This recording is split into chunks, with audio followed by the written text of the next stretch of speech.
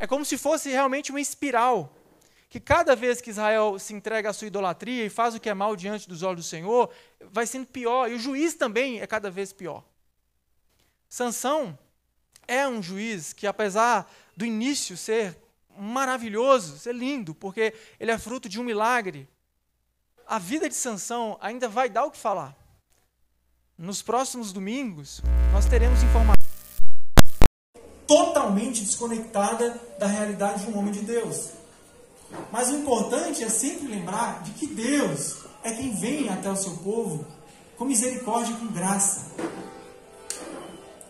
É a última vez que nós iremos ter essa introdução de que os israelitas voltaram a fazer o que o Senhor reprova. Mas vai ter outras duas vezes que tem uma fala bem parecida. E a fala, como diz no último capítulo, e no último versículo do livro de Juízes, no capítulo 21, versículo 25, vai dizer que cada um fazia o que parecia certo. Cada um fazia o que parecia certo aos seus próprios olhos, a sua própria justiça, a sua própria conduta. E quando nós lemos aqui no versículo 1 que os israelitas voltaram a fazer o que o Senhor reprova, nós temos a informação de que o que eles estavam fazendo era totalmente reprovado pelo Senhor. Mas eles praticavam como se não estivessem fazendo o que era mal. Porque não tem aqui nenhum indício de que Israel estava fazendo algo que Israel também sabia que era mal. Eles faziam o que era mal perante o Senhor, diante dos olhos do Senhor. E eles faziam, como diz um pouco mais à frente, aquilo que era reto, aquilo que era bom, aos seus próprios olhos. Sempre quando nós temos repetições, e essa é a forma com que Deus fala, sempre, isso tem muito nos Salmos, nos Provérbios, mas também em textos como esse, em livros como esse. Deus começa a repetir várias vezes, ele traz algumas informações que parece que ele está falando a mesma coisa sempre, querendo imprimir essa informação em nosso coração. O narrador inspirado por Deus faz questão de dizer que mais uma vez Israel voltou. E pode parecer que a gente já está careca de saber disso. Já voltou aquele problema de novo, Israel voltou de novo a fazer o que era mal, mas é interessantíssimo nós pararmos diante de um texto desse e avaliar o que realmente o narrador está querendo dizer. Porque hoje, nos nossos dias, nós somos levados a fazer tudo do nosso jeito, até mesmo em relação a Deus, até mesmo em relação à igreja que nós servimos.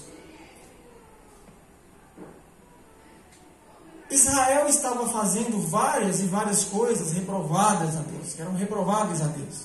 Em outras vezes, como a de Gideão, ficou claro que o pai de Gideão conhecia o Senhor, sabia quem era Deus. De certa forma, defende seu filho quando ele é confrontado. Mas o pai de Gideão era um idólatra. O pai de Gideão, pelo que parece, ele cuidava de um templo, de um ídolo, que não era Deus. Era um falso Deus. É como se o povo servisse a Deus, como nós temos informação no início do livro, não sei se você lembra, mas Deus falou assim, Israel, está aqui, a terra que eu prometi é essa, vão dominar. Lembra das regras. Lembra do que eu falei para vocês. Não se contaminem com nada desse lugar. Chega no lugar, tira tudo de lá, porque nós vamos começar do zero. Eu sou o Deus de vocês. Podem ficar tranquilos, porque eu já entreguei para vocês. E quando Israel vai tomar essa posse, que inclusive já é um contexto desse caso aqui também, eles não conseguem dominar porque eles se contaminaram. Deus falou com eles assim, olha, tira tudo que está lá. Eu sou Deus. Vocês vão adorar a mim. Eu vou restabelecer com vocês aqui uma relação. Eu estou cumprindo a minha promessa. Eu já entreguei para vocês essa terra. Mas Israel não confia na palavra de Deus. E começa a fazer o que achava que era certo.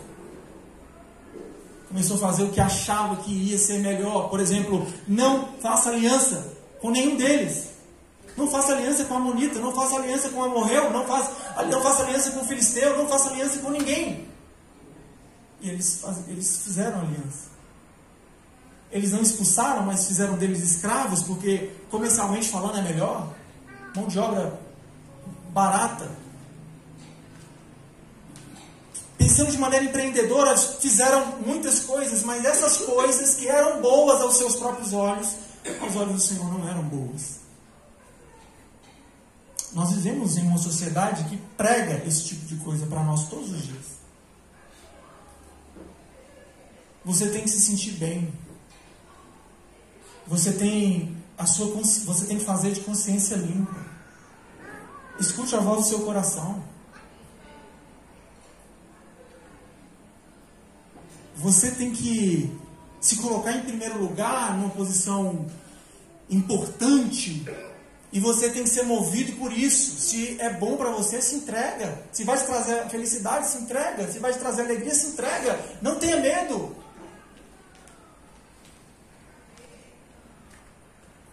Nós estamos ouvindo isso todos os momentos. Nós vivemos em uma sociedade lotada de ídolos. Mas nem é esse o problema. O problema é que o nosso coração fabrica ídolos.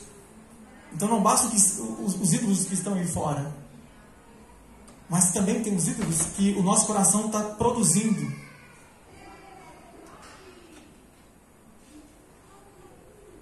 Nos dias atuais nós somos levados pela nossa cultura a viver de maneira contrária à Escritura.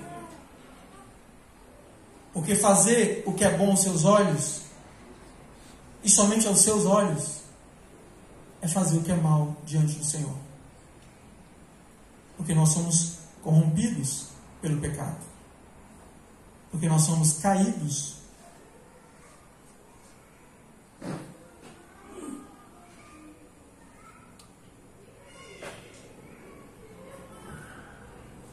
Tem um teólogo muito conhecido, homem de Deus, ele vai dizer o seguinte: a nossa cultura prega que nós precisamos viver conforme a nossa vontade, o que nós queremos produzir. E ele usa um exemplo para dizer para essas pessoas que elas estão erradas, e o exemplo que ele vai usar é o de Hitler. Os nazistas, né? Na Segunda Guerra eles tinham certeza que estavam fazendo o que era certo. Eles tinham certeza que estavam fazendo o que era perfeito aos seus olhos.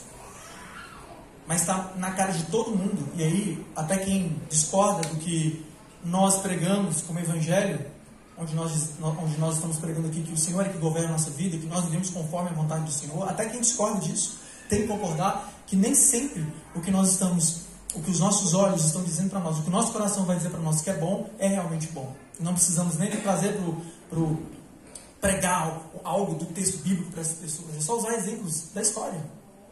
Homens que fizeram maldades, crueldades com os outros, na história que vai ficar para sempre, fizeram isso crendo que estavam fazendo algo bom.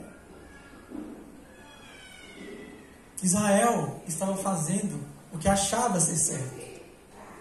Israel não se entregou a Deus de todo o coração. Porque não era só de manhã que Israel deveria ser cristão, deveria ser povo de Deus, né? Não devia ser o Israel de Deus. Não era só uma parte do dia. Era integralmente. Não era Deus mais Baal. Não era Deus mais alguém. Era Deus. E assim também são os nossos dias. Nós não podemos servir a Deus de maneira parcial. Nós não podemos servir a Deus e mais alguém. Está claro em toda a Escritura. No versículo 3 vai dizer que certo dia o anjo do Senhor apareceu a ela, que era estéril, e lhe disse: você é estéril, não tem filhos, mas engravidará e dará à luz a um filho. Todavia tenha cuidado, não beba vinho nem outra bebida fermentada, e não coma nada impuro, e não se passará navalha na cabeça do filho que você vai ter, porque o menino será nazireu, consagrado a Deus, desde o nascimento, e ele iniciará a libertação de Israel das mãos dos filisteus. Uma gravidez milagrosa.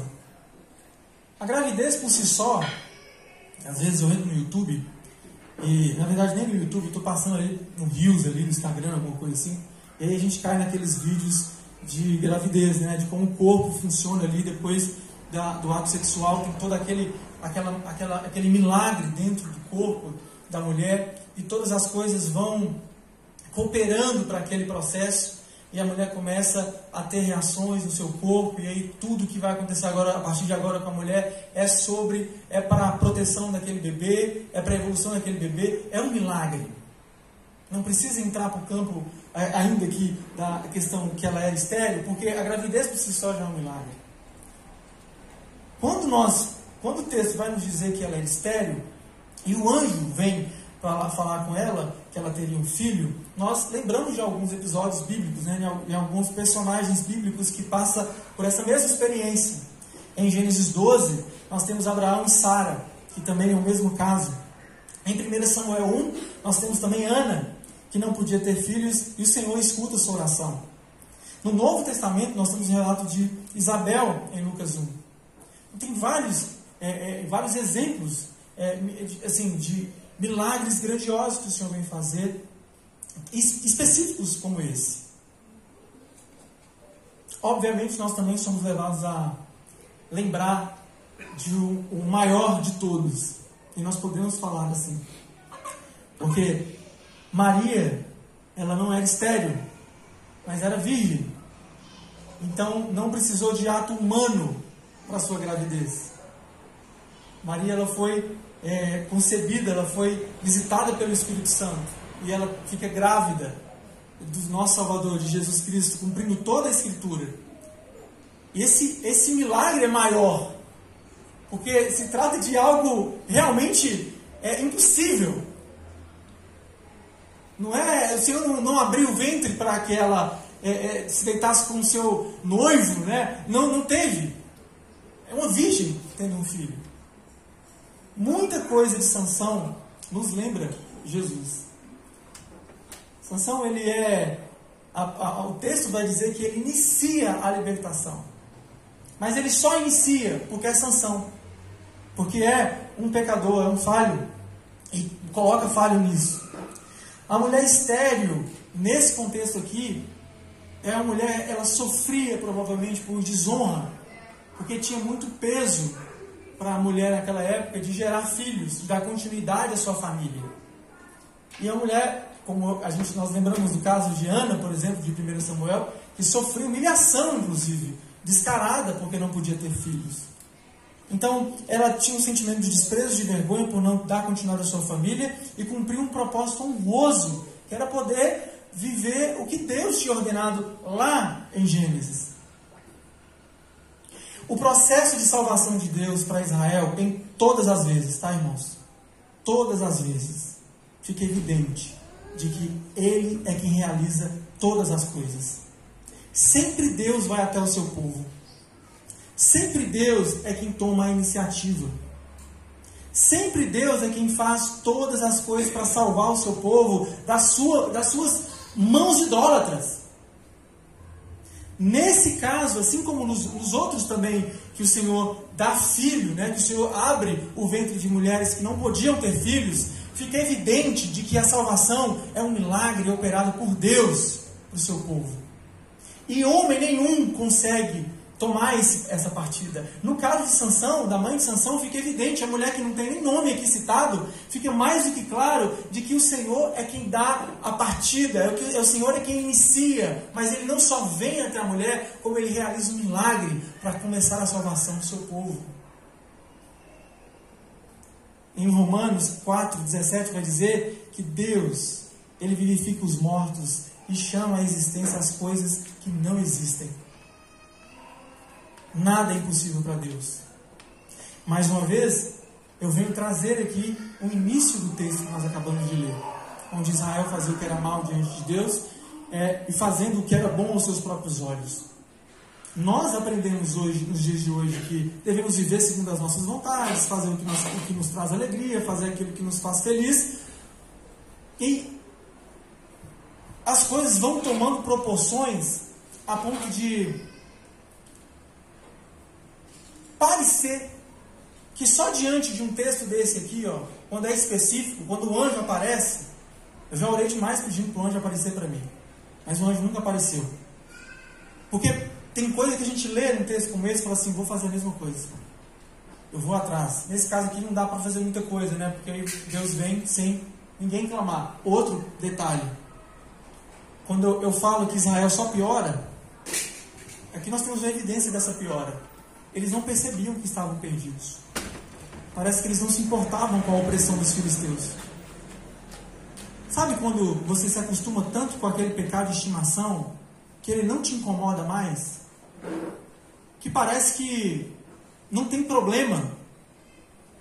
Quando você desonra o seu próprio corpo, quando você desonra o seu relacionamento com o cônjuge, quando você desonra a Deus, fazendo o que é mal aos seus olhos, mas parece que está tudo bem. Porque você acostumou, você viu que aquilo ali é tranquilo, você continua vivo, você continua respirando, você não está doente, você não bateu o carro, você está vindo da igreja, você até chora na hora do louvor, né? Se de vez em quando você lê o texto bíblico, parece que está tudo bem. Israel fazia o que parecia ser bom aos seus olhos. Eles não tinham noção de que estavam fazendo, porque eles não clamaram a Deus pedindo ajuda. Não teve clamor, como nós ouvimos, quando nós lemos no início do livro de Juízes. Israel clamou a Deus porque não estava aguentando mais. Inclusive, tem alguns episódios que Israel clamava a Deus porque olhava e percebia que estava faltando comida, que estava faltando alguma coisa, estava faltando, no caso de Gideão, estava tendo que esconder para produzir alimento. Então Israel clama porque as coisas estão difíceis. Clama porque está faltando, mas não é porque está sentindo falta da presença de Deus. Aqui não. Aqui não tem clamor. Aqui não tem nada. Aqui Israel está de boa. Está fazendo o que acha que é certo. Está adorando a Deus do jeito que ele entende que é certo. E esse negócio que entende é onde mora o perigo. E o próprio texto vai nos dar informação aqui preciosa sobre a revelação de Deus. Sobre a palavra de Deus. Parece que nós só vamos criar filhos de um jeito específico, de um jeito... Para me criar meu filho de maneira diferenciada, Deus tem que aparecer para mim. Alguma coisa tem que acontecer. Porque senão eu posso lidar normalmente. Eu posso fazer normal aqui. Eu posso criar meu filho como o estrangeiro, como o meu vizinho. Eu posso permitir que meu filho faça o que os outros estão fazendo. Essa era a experiência de Israel, porque Israel se esquecia do Senhor. E fica claro que gerações se passavam. E quando o texto vai mostrar para a gente que gerações se passavam, em poucas gerações, aqui 40 anos, eu tenho 30. Se eu tivesse nascido nessa época, eu tivesse nascido no início, eu ainda estava sob o jugo dos filisteus. É muito tempo.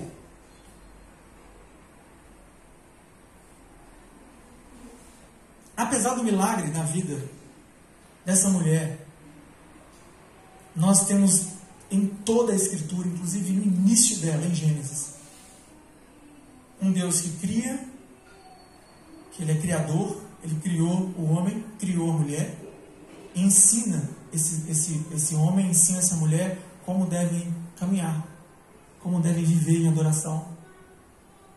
Ele dá todas as informações. E hoje, nós temos uma geração, e isso não é novidade, isso aí é desde essa época, obviamente, mas falando sobre nós aqui, falando sobre o convívio. Nós estamos ao nosso redor, nós temos toda a mobilização para que você comece a realmente pensar se você tem o direito de até mesmo tirar a vida de um filho que ainda não nasceu.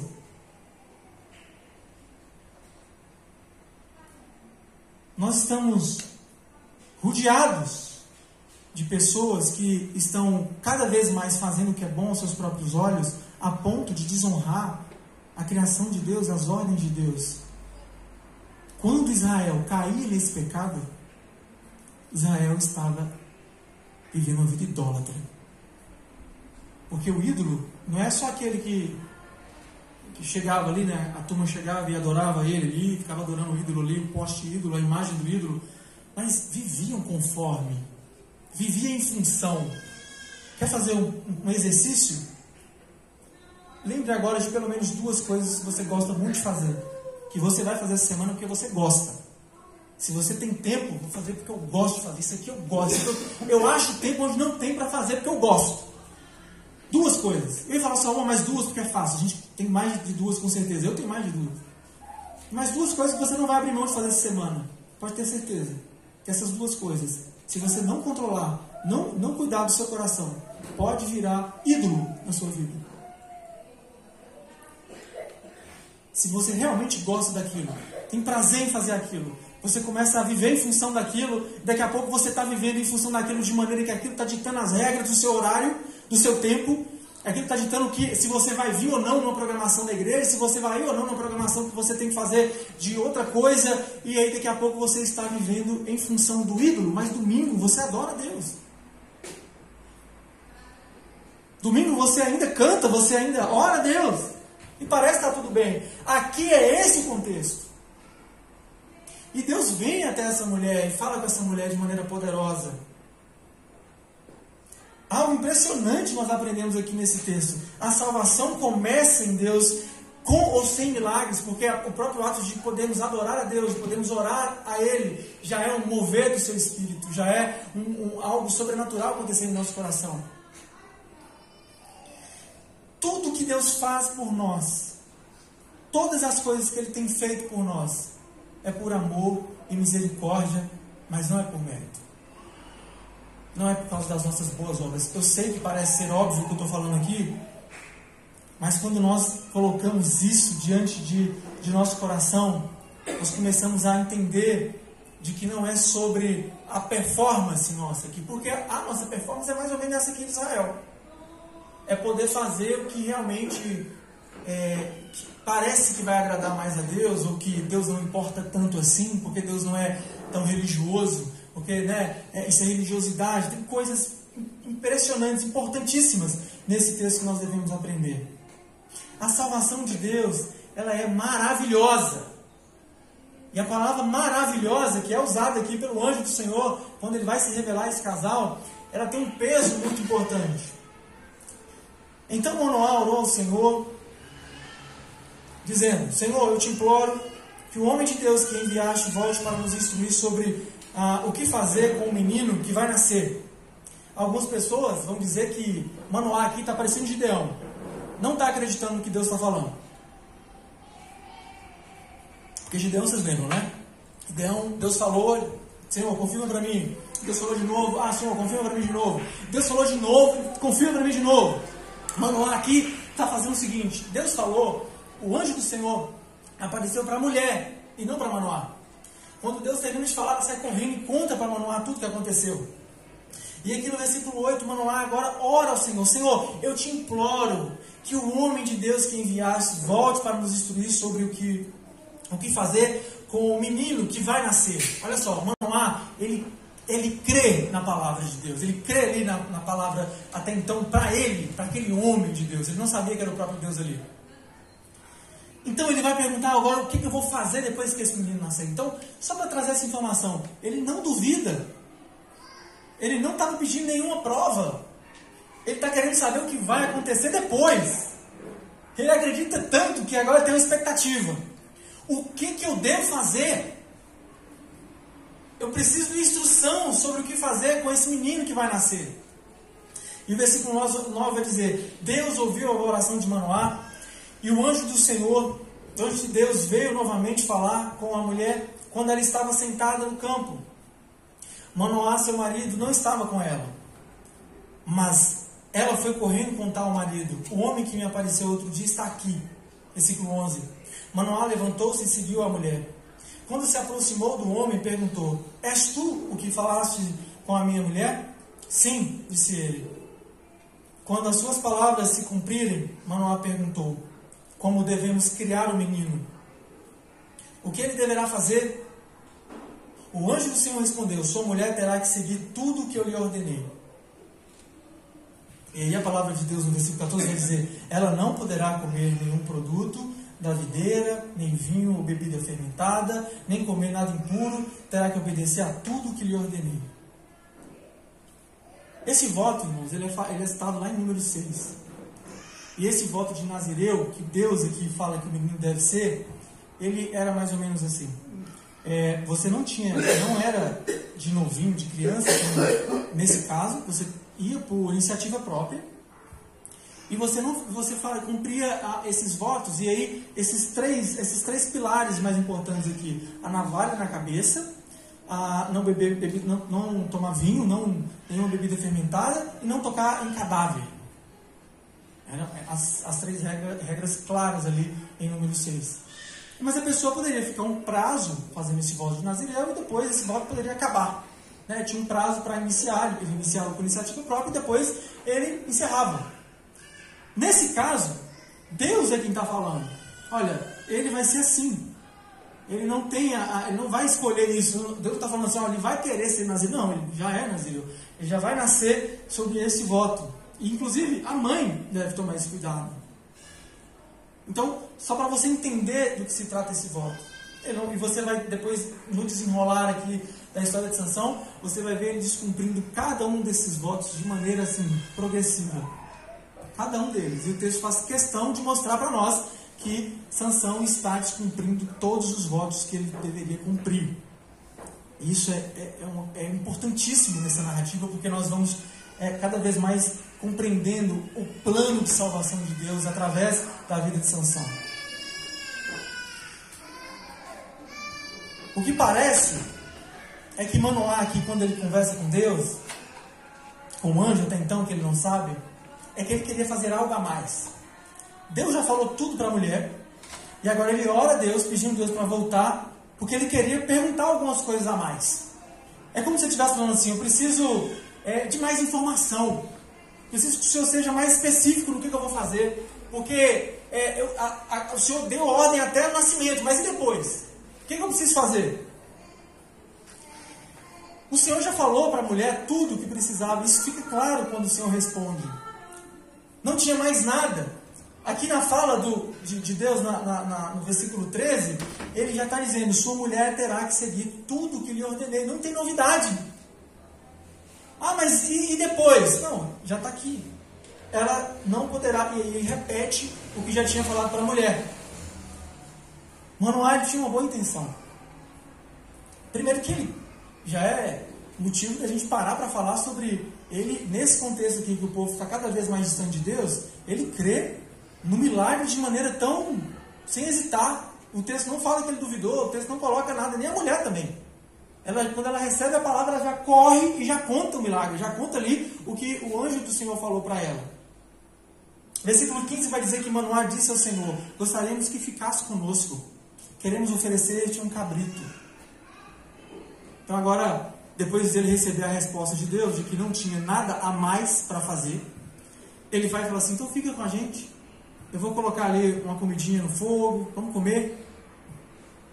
E diferente de outras vezes, porque Deus já sentou para comer com homens, como nós vemos em Gênesis, mas diferente, no versículo 16 diz que o anjo do Senhor respondeu, se eu ficar, não comerei nada. Olha que interessante. Nós não temos informação bastante aqui para falar o que aconteceu. Mas tem alguns comentaristas que vão dizer o seguinte.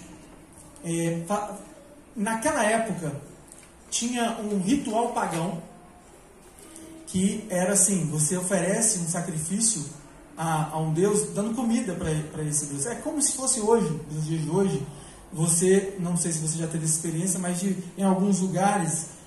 você passa em encruzilhadas, tem pessoas fazendo algum tipo de ritual, coloca algumas bebidas e comidas ali, cigarro, alguma coisa nesse sentido. Para alguns comentaristas, foi mais ou menos isso, porque fazia parte do ritual pagão, e o Senhor, ele não divide a sua glória, e o Senhor, ele não entra, ele não se enquadra no nosso estilo de adoração. Ele não vai aceitar qualquer tipo de adoração. E o anjo continua falando no versículo 16, mas se você preparar um holocausto, ofereça ao Senhor. Manoá não sabia que ele era o anjo do Senhor. Então Manoá perguntou ao anjo do Senhor, qual é o teu nome, para que te prestemos homenagem quando se cumprir a tua palavra? Ele respondeu, por que perguntas o meu nome? Meu nome está além do entendimento. Nessa versão que eu estou lendo, gente, essa versão é a versão NVI.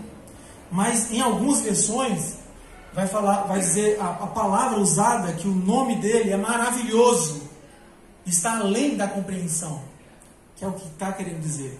Eu estou citando esse outro texto porque é interessante quando Isaías, ao falar de Jesus, ao profetizar sobre Jesus, ele vai usar o mesmo termo, dizendo que ele é maravilhoso conselheiro. Então, aqui está acontecendo aqui um encontro entre Deus e os homens, né, e o casal, e aqui a teofania já é o Messias, né, uma antecipação do Messias, o Deus homem, o Deus encarnado, já está aparecendo aqui para eles, só que eles não tinham noção de nada, não sabiam. E quando perguntam o seu nome, como em uma tentativa dos seus próprios recursos de criar uma relação com Deus, ele mesmo já fala para esse homem: o meu nome é maravilhoso, o meu nome está além da sua compreensão. Vocês não estão preparados para conhecer o meu nome na integridade. A gente precisa parar para falar disso. Quando nós estamos diante de um texto como esse, nós temos um homem cheio de boas intenções, tá? Cheio de boas intenções. Porque Deus vem.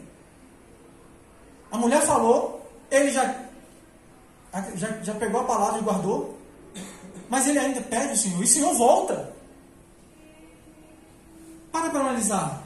Se Deus já falou, ele já está ciente, já colocou essa palavra no coração, já tem fé ali, já creu nessa palavra. Por que então, ao pedir, ao clamar ao Senhor, Senhor, eu te imploro? Na versão NVI, essa é a palavra usada, eu te imploro. Volta para falar com a gente de novo. O Senhor volta. Só que nenhuma das suas perguntas foram respondidas como ele esperava. Senhor, o Senhor já falou o que eu tenho que fazer.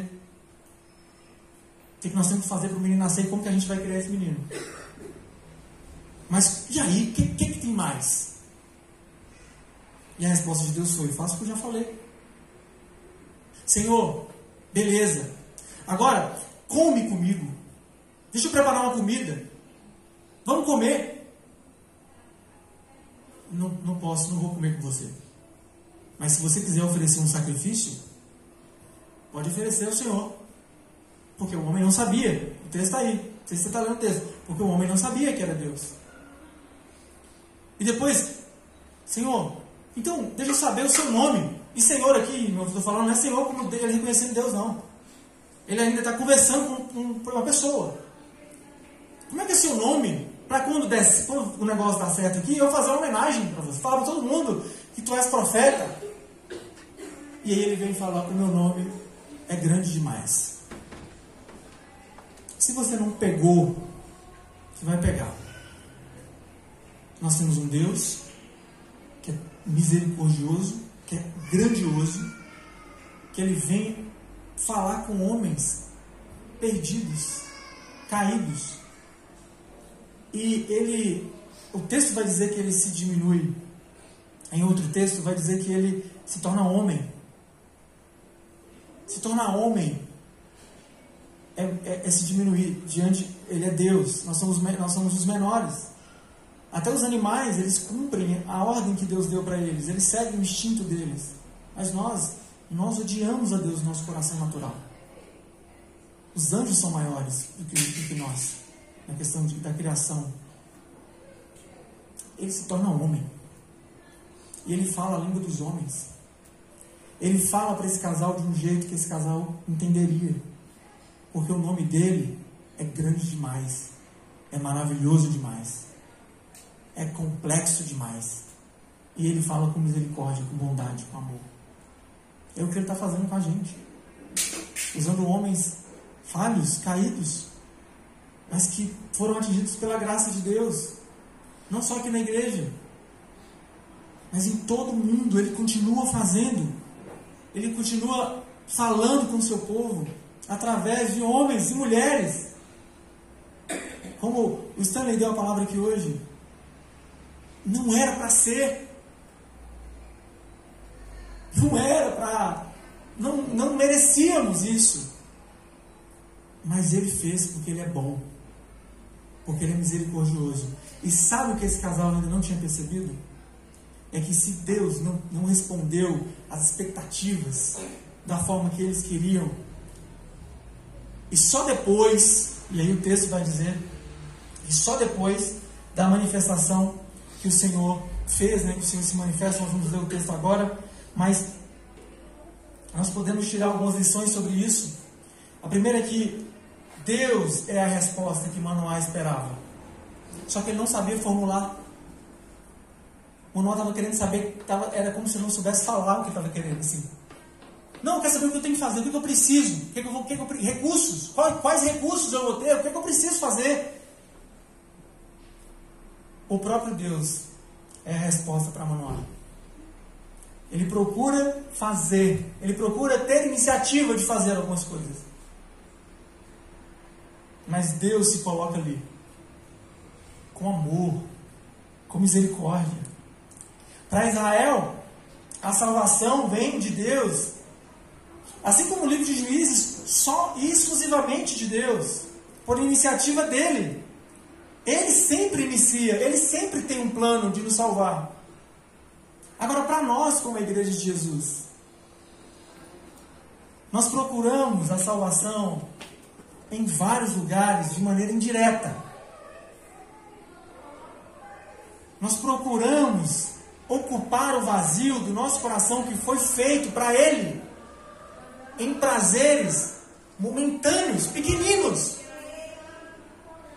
Porque por mais que você seja experiente já nessa vida, por mais tempo de caminhada que você tem aqui, as informações que nós temos como Eclesiastes é que nós estamos passando por um tempo muito pequeno se comparar com a glória, se comparar com a eternidade que está por vir. Pedro falou para aqueles irmãos que estavam sofrendo naquela época: esse tempo que vocês estão vivendo aí, de luta, de perseguição, de provação, é pequeno se comparar com a glória que está por vir. Nós trocamos a glória de Deus, o poder de Deus, a plenitude do Senhor por momentos. Nós abandonamos, nós desprezamos, não em palavras, mas em nosso coração. E a resposta para a igreja do Senhor Jesus, para todas as nossas dificuldades, eu não estou falando de provações de luta, de conta somente, né? Não estou falando só daquele problema do seu serviço, do problema financeiro que você enfrenta, do problema de saúde que você enfrenta, também mas eu quero dizer também no problema espiritual. Ele é a salvação para o nosso coração. Ele é a resposta que nós, às vezes, nós não queremos enxergar. Ele é a resposta para a aflição do nosso coração. É Ele quem diz que não devemos andar ansiosos, porque Ele vai nos dar. Porque Ele dá toda a criação e também vai nos dar. É Ele quem diz que cuida do seu povo com mão forte. A resposta que nós estamos procurando lá fora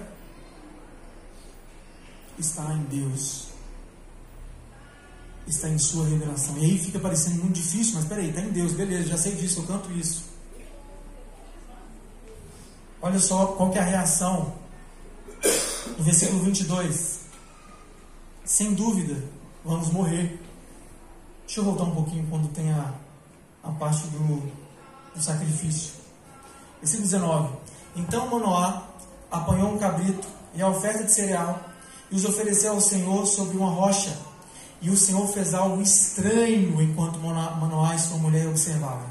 Em outra versão vai dizer que o Senhor fazia maravilhas. Versículo 20. Quando a chama do altar subiu ao céu, o anjo do Senhor subiu na chama. Vendo isso, Manoá e sua mulher prostraram-se o rosto em terra. Como o anjo do Senhor não voltou a manifestar-se, Manoá e sua mulher, Manoá percebeu que era o anjo do Senhor. A reação de Manoá é impressionante. Versículo 22. Sem dúvida vamos morrer. Disse ele à mulher: pois vimos a Deus. Não sei se você lembra da reação de Gideão. Você lembra da reação de Gideão depois que o anjo do Senhor sobe? Depois que acontece a mesma coisa? A reação de Gideão foi essa: certamente eu vou morrer, porque eu vi Deus face a face. A revelação, quando Deus se revela ao casal, Quando o casal percebe que é Deus quem está falando ali, e não um profeta. A primeira coisa que acontece com Manoá é que ele enxerga a sua pequenez e percebe que ele vai morrer. A resposta para a igreja de Jesus é o próprio Cristo. É Ele que viveu de maneira perfeita, que não foi juiz falho, ele foi perfeito. Ele não tinha pecado nenhum. E ele morre por amor do seu povo, da sua igreja. E aqui estamos. E nós só sabemos disso porque ele nos revelou. E não estou falando daquela revelação que tem depois, né, em alguns casos, termina o culto, termina a palavra aqui, a pregação, aí o pessoal fecha a Bíblia e fala assim, agora nós vamos começar a revelação, porque agora é que o pau vai quebrar mesmo. Agora nós temos uma revelação potente. Não estou falando desse tipo de revelação, estou falando da Escritura. A revelação da vontade de Deus está aqui. A revelação de que Cristo viveu de maneira perfeita e vive entre nós através do seu Espírito está aqui. A resposta que Manoá não conseguia enxergar está na Escritura, está na revelação de Deus, está na pessoa de Jesus, que é o Verbo encarnado.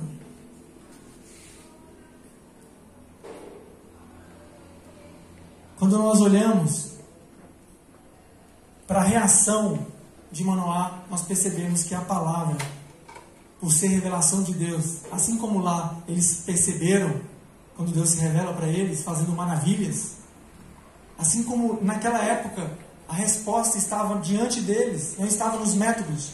Já viu aquilo? 7 passos para você conseguir ser santo, 8 passos para você conseguir sua vitória, 10 passos. Manoá estava quase assim. Eu preciso de saber aqui, eu preciso de mais informação. É pouca informação? Não é pouca informação, porque nós temos aqui a palavra de Deus diante de nós, com tudo que nós precisamos saber. E o Espírito Santo colocando ela em nosso coração e nossa mente, fazendo maravilhas em nosso coração.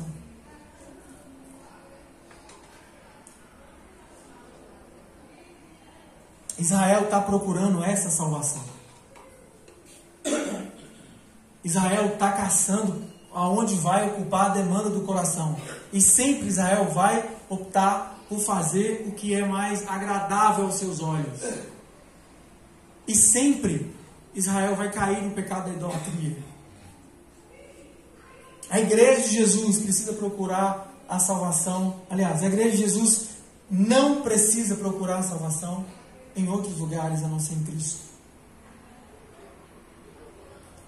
Nós temos todos os recursos necessários para conseguirmos viver como povo de Deus. E não estou falando de uma vida perfeita. Não estou falando de uma vida zero bala. Porque o herói perfeito já cumpriu, pagou o preço.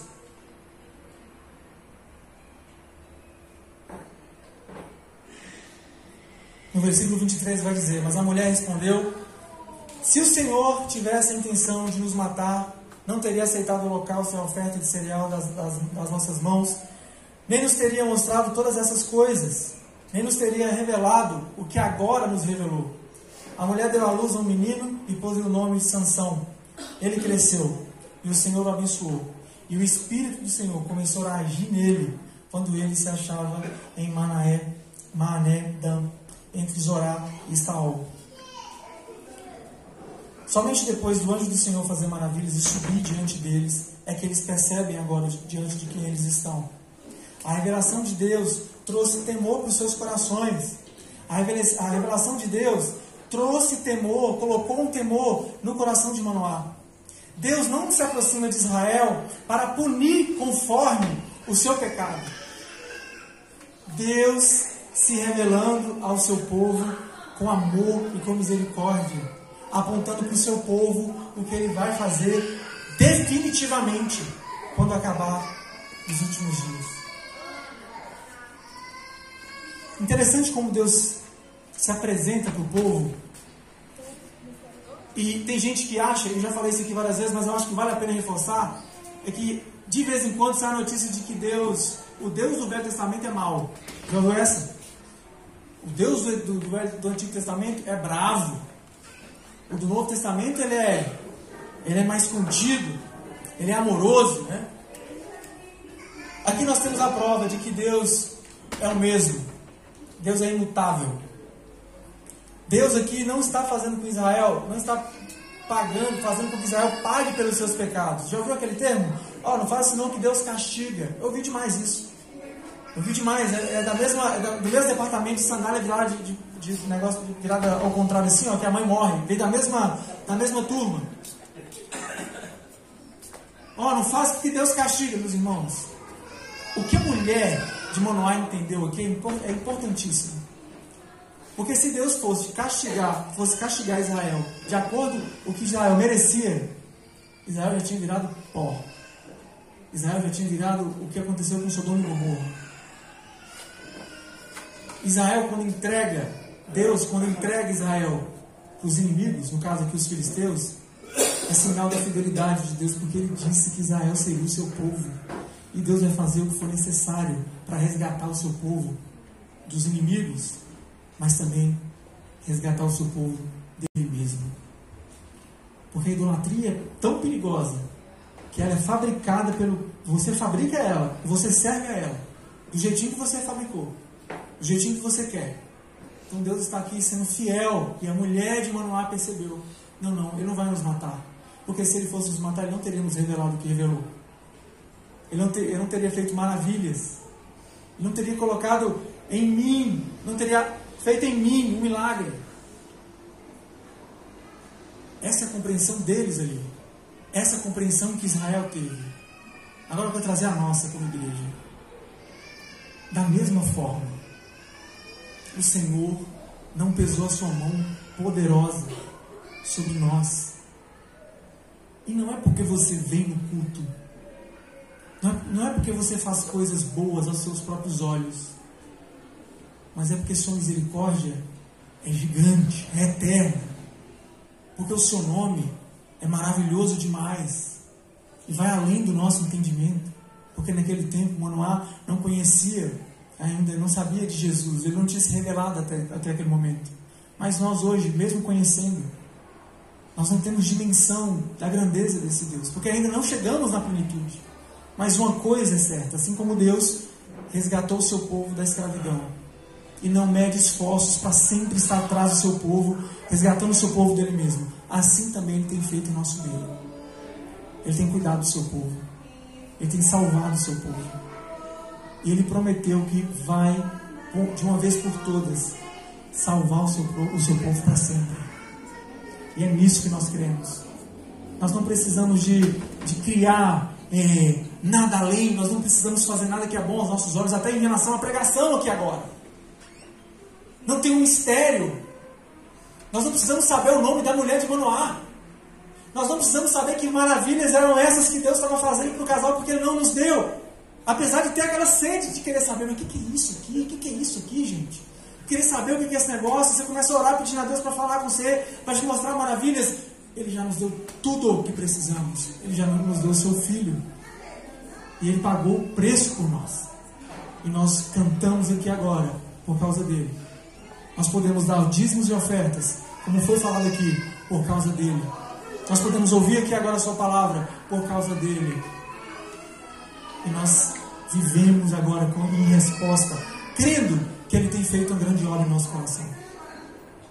Crendo que através da obra do Senhor Jesus Cristo, única e exclusivamente essa obra, Ele tem moldado o nosso coração e transformado o nosso coração. E se você tem percebido essa idolatria do seu coração, você precisa urgentemente orar a Deus, clamar a Ele, diferentemente do que o povo aqui fez. Você precisa buscar a sua palavra, buscar conhecer o Senhor em sua palavra, porque Ele é Deus, Ele arranca a idolatria do nosso coração. Se tem uma coisa importante sobre a idolatria que pouca gente sabe, é que o problema dela não é que ela diminui a Deus porque Deus é grande. A idolatria não faz nem cosquinha, mas é porque a idolatria acaba com a nossa vida. A idolatria arranca de nós a maior essência que Deus nos deu, que é a sua presença. O que faltou no Éden para Adão e Eva não era só não era a beleza do paraíso, a presença de Deus. O que nós perdemos no pecado de Adão e Eva foi a presença de Deus. Mas em Cristo Jesus, nós temos agora a presença de Deus em nosso meio. Amém, irmãos? Vamos orar mais uma vez? Senhor, nós louvamos o Teu santo nome, agradecemos o Senhor porque o Senhor é bom, porque o Senhor é fiel quando nós lemos aqui a Sua palavra. O Senhor é fiel porque o Senhor é Deus. O Senhor é fiel porque o Senhor cumpre todas as Suas promessas. O Senhor é fiel, Pai, porque o Senhor não é como homem. E nós estamos diante de Ti aqui declarando ao Senhor, com nossas palavras, que nós cremos em Tua palavra. Nós louvamos o Teu santo nome pela Sua obra preciosa na pessoa de Jesus. Obrigado pela Sua salvação. Obrigado por tudo que o Senhor tem feito em nosso meio. Que o Senhor coloque essa palavra em nosso coração, em nossa mente, abrindo o nosso entendimento para compreender a Sua palavra, porque quem faz também é o Senhor, quem realiza é o Seu Espírito Santo. É em nome de Jesus que nós oramos e agradecemos. Amém.